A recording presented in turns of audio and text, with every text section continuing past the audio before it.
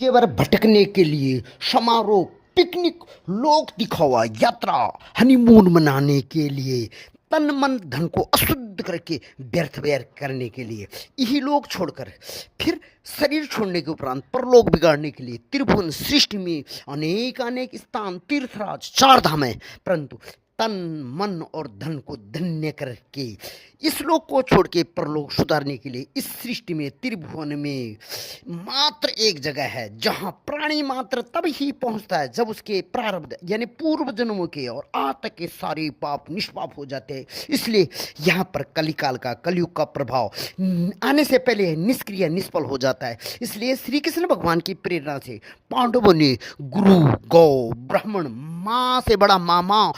पिता से बड़ा पितामह, बंधु बांधवों की हत्या, ज्येष्ठ भ्राता जो पिता की आत्मा था, उसी घोर महापाप से उन ऋण निष्पाप होने के लिए यहाँ से स्वर्गारोहण बैकुंठ की यात्रा की थी। इसलिए हे श्रेष्ठ आत्मीयजनों, आपके जीवन की भी यात्रा पूर्ण हो जाए ना, उससे पहले जरूर एक बार यहाँ की यात्रा करना।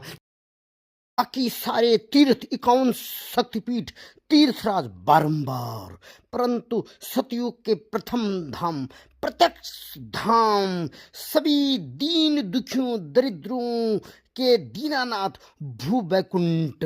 बद्रीनाथ धाम जीवन में एक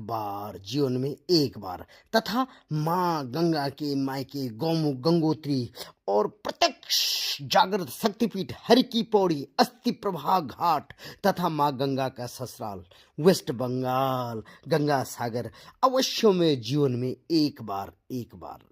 अब आप कहेंगे कि आखिर ऐसे क्यों तथा ऐसा यहाँ पर क्या है जो यह प्रत्यक्ष भू बैकुंठ है और इसे जीवन में एक बार करना ही करना है। तो सुनिए पूज्य वर, जहाँ पर से ये ब्राह्मण आपके लिए प्रस्तुति बना रहा है या अस्थि प्रभा घाट है, यहाँ से आगे की भूमि को सिर्फ देव भूमि नहीं करते बल्कि पुण्यवर्धन भूमि तथा योग भूमि कहते। और देवनागरी लिपि में तथा संसार की सभी भाषाओं में योग का मतलब होता है जुड़ना, जोड़ना, बढ़ना, यानी प्लस होना। जो पुण्य आपको बाकी तीर्थों में बाकी पुण्य क्षेत्रों में मिलता है उससे 100 गुना यहाँ मिलता है। यहाँ का पुण्य 1 और 1 2 नहीं होता है, या 2 और 2 4 नहीं होता है, 3 और 3 6 नहीं होता है, 1 और 1 11 होता है, 2 और 2 22 होता है, 3 और 3 33 होता है, 4 और 4 44 होता है। क्यों? अब आप पुनः करेंगे क्यों? तो दूसरा पूज्यवर कि